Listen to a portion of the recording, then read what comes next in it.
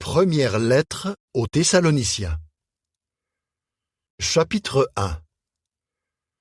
De la part de Paul, de Sylvain et de Timothée, à l'assemblée des Thessaloniciens, qui est en union avec Dieu le Père et le Seigneur Jésus-Christ. Que faveur imméritée et paix vous soient accordées. Nous remercions toujours Dieu quand nous parlons de vous tous dans nos prières, car nous nous rappelons constamment votre service motivé par la foi, vos durs efforts fournis par amour, et votre endurance nourrie par l'espérance en notre Seigneur Jésus-Christ, en présence de notre Dieu et Père. Frères aimés de Dieu, nous savons qu'il vous a choisis, car la bonne nouvelle que nous prêchons ne vous a pas été transmise seulement avec des paroles, mais aussi avec puissance, avec Esprit Saint et avec ferme conviction. Quant à vous, vous savez quel genre d'hommes nous sommes devenus chez vous pour votre bien. Et vous êtes devenus nos imitateurs et ceux du Seigneur, puisque vous avez accepté la parole, malgré beaucoup d'épreuves, avec la joie de l'Esprit Saint, si bien que vous êtes devenus un exemple pour tous les croyants de Macédoine et d'Achaïe.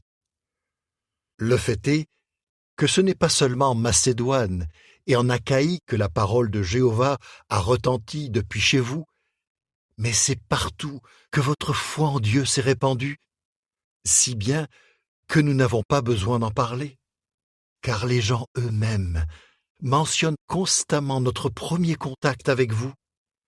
Ils racontent aussi comment, vous détournant de vos idoles, vous vous êtes tournés vers Dieu pour servir comme esclave un Dieu vivant et véritable, et pour attendre du ciel son Fils qu'il a ressuscité, à savoir Jésus, qui nous délivre de la colère qui vient. Chapitre 2. Vous savez bien vous-même, frères, que notre passage chez vous n'a pas été sans résultat. Bien que nous ayons d'abord souffert et été traités avec insolence à Philippe, comme vous le savez, notre Dieu nous a donné du courage pour vous annoncer la bonne nouvelle de Dieu, malgré une grande opposition. Notre exhortation n'est pas le fruit de l'erreur, de l'impureté ou de la tromperie, mais comme nous avons été jugés dignes par Dieu d'être chargés de la bonne nouvelle, nous parlons pour plaire, non aux hommes, mais à Dieu, lui qui examine nos cœurs. En effet, vous savez que nous n'avons jamais employé la flatterie, ni pris de fausses apparences pour cacher des intentions cupides. Dieu en est témoin. Nous n'avons pas non plus cherché la gloire auprès des hommes, ni auprès de vous, ni auprès d'autres, alors qu'étant apôtres de Christ, nous aurions pu être un fardeau coûteux pour vous. Au contraire, nous sommes devenus doux parmi vous, comme une mère qui allaite ses enfants et en prend soin avec tendresse. Ainsi, ayant pour vous une tendre affection, nous étions déterminés non seulement à vous communiquer la bonne nouvelle de Dieu, mais encore à vous donner notre vie, tellement vous nous étiez devenus chers. Frères, vous vous rappelez certainement nos efforts et notre peine. Lorsque nous vous avons prêché la bonne nouvelle de Dieu, nous avons travaillé nuit et jour pour n'imposer de fardeau coûteux à aucun de vous. Vous êtes témoins, et Dieu l'est aussi, que nous nous sommes montrés fidèles, justes et irréprochables envers vous, les croyants. Vous savez bien que nous n'avons pas cessé de vous exhorter, de vous consoler et de conseiller chacun de vous, comme un père le fait avec ses enfants, afin que vous continuiez à marcher d'une manière digne de Dieu, qui vous appelle à son royaume et à sa gloire. C'est pourquoi aussi nous remercions Dieu constamment, parce que quand vous avez reçu la parole de Dieu que nous vous annoncions, vous l'avez acceptée, non comme la parole des hommes, mais comme ce qu'elle est réellement, la parole de Dieu, qui agit bel et bien en vous, les croyants. Frères, vous êtes devenus les imitateurs des assemblées de Dieu qui sont en Judée, en union avec Christ Jésus, car vous avez subi de la part de vos compatriotes les mêmes choses qu'elles subissent de la part des Juifs, qui ont même tué le Seigneur Jésus et les prophètes, et qui nous ont persécutés. Ces gens ne plaisent pas à Dieu, et ils agissent contre les intérêts de tous les hommes, car ils veulent nous empêcher de prêcher aux gens des nations le message qui peut les sauver. De cette façon, ils portent constamment leurs péchés à leur comble. Mais sa colère va finalement s'abattre sur eux. Frères, lorsque nous avons été séparés de vous pour un petit moment, de corps, mais non de cœur, nous avons tout fait pour vous revoir, tellement nous en avions envie. Nous avons donc voulu venir chez vous. Oui, moi, Paul, j'ai essayé 1 fois, et même 2 fois, mais Satan nous a barré la route. Quelle est en effet notre espérance, ou notre joie, ou la couronne dont nous nous glorifierons devant notre Seigneur Jésus lors de sa présence? N'est-ce pas vous, en fait?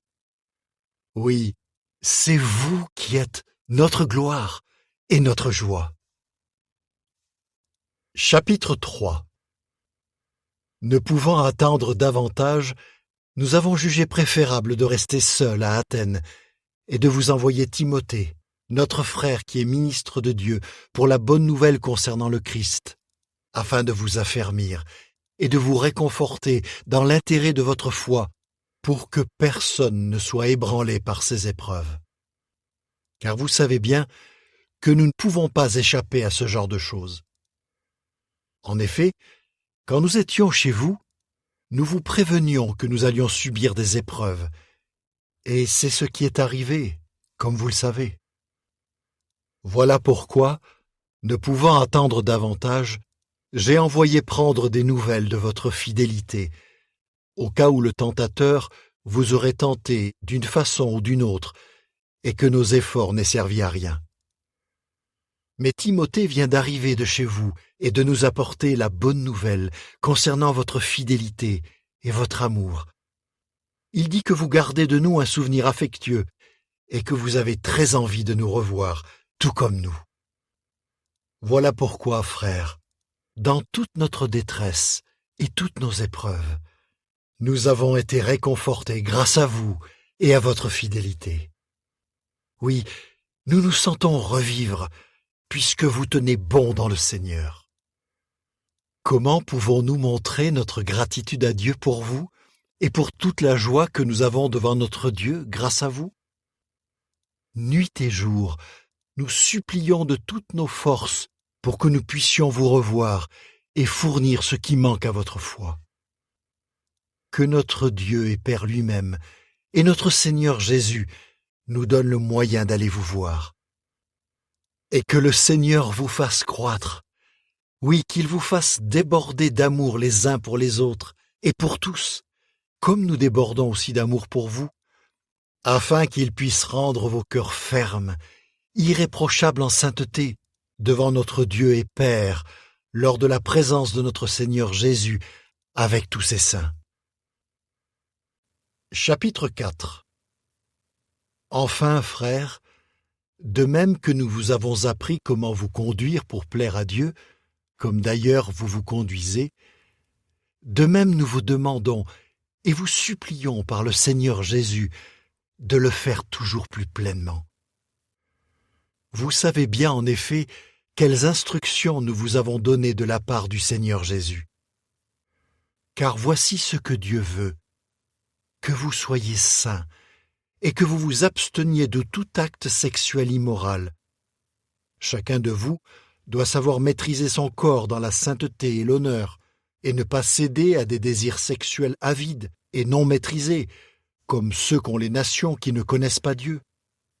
Dans ce domaine, personne ne doit dépasser les limites et profiter de son frère, car Jéhovah inflige la punition pour toutes ces choses, comme nous vous l'avons dit précédemment et vous en avons averti. Dieu, en effet, nous a appelés non pour l'impureté, mais pour la sainteté. Ainsi, Celui qui rejette ces avertissements rejette non pas un homme, mais Dieu, qui vous donne son Esprit Saint. Cependant, pour ce qui est de l'amour fraternel, vous n'avez pas besoin qu'on vous écrive, car vous êtes vous-même enseignés par Dieu à vous aimer les uns les autres. D'ailleurs, c'est bien ce que vous faites envers les frères de toute la Macédoine. Mais nous vous encourageons, frères, à le faire toujours plus pleinement. Efforcez-vous de vivre paisiblement, de vous occuper de vos affaires et de travailler de vos mains, comme nous vous en avons donné l'instruction, pour que les gens extérieurs à l'assemblée voient que vous vous conduisez avec décence et pour que vous ne manquiez de rien. De plus, frères, nous ne voulons pas que vous soyez dans l'ignorance au sujet de ceux qui dorment dans la mort, afin que vous ne soyez pas affligés comme ceux qui n'ont pas d'espérance. Car si nous croyons que Jésus est mort et qu'il est ressuscité, nous croyons aussi que Dieu amènera avec lui ceux qui se sont endormis dans la mort en union avec Jésus. Car voici ce que nous vous disons par la parole de Jéhovah, que nous les vivants qui survivons jusqu'à la présence du Seigneur, nous ne précéderons en rien ceux qui se sont endormis dans la mort. Parce que le Seigneur lui-même descendra du ciel avec un cri de commandement, avec une voix d'archange et avec la trompette de Dieu, et ceux qui sont morts en union avec Christ ressusciteront d'abord. Ensuite, nous les vivants qui survivons, nous serons ensemble avec eux, emportés dans des nuages à la rencontre du Seigneur, dans les airs, et ainsi nous serons toujours avec le Seigneur. Continuez donc à vous consoler les uns les autres par ces paroles. Chapitre 5. Or, en ce qui concerne les temps et les époques, frères, vous n'avez pas besoin qu'on vous écrive quoi que ce soit. Car vous savez très bien vous-même que le jour de Jéhovah vient exactement comme un voleur dans la nuit. Quand ils diront « paix et sécurité », alors une destruction subite sera sur eux, à l'instant même, comme les douleurs de l'accouchement sur une femme enceinte, et ils ne pourront absolument pas y échapper. Mais vous, frères, vous n'êtes pas dans les ténèbres. Ce jour ne vous surprendra donc pas, comme la lumière du jour surprendrait des voleurs. Car vous êtes tous fils de la lumière et fils du jour. Nous n'appartenons ni à la nuit, ni aux ténèbres. Par conséquent, ne dormons pas comme les autres, mais restons éveillés et gardons notre bon sens. En effet, ceux qui dorment, c'est la nuit qu'ils dorment, et ceux qui s'enivrent, c'est la nuit qu'ils s'enivrent. Mais nous qui appartenons au jour, gardons notre bon sens, revêtons la cuirasse de la foi et de l'amour, et mettons pour casque l'espérance du salut, parce que Dieu nous a désignés, non pour subir sa colère, mais pour obtenir le salut grâce à notre Seigneur Jésus-Christ. Celui-ci est mort pour nous, afin que, soit que nous restions éveillés, soit que nous soyons endormis, nous puissions vivre ensemble avec lui. C'est pourquoi, continuez à vous encourager et à vous affermir les uns les autres, comme d'ailleurs vous le faites. Nous vous demandons, frères, de témoigner du respect à ceux qui travaillent dur parmi vous, qui vous guident dans le Seigneur et qui vous avertissent, et de leur manifester une très grande estime, avec amour, en raison de leur travail. Soyez en paix entre vous. De plus, nous vous le recommandons, frères.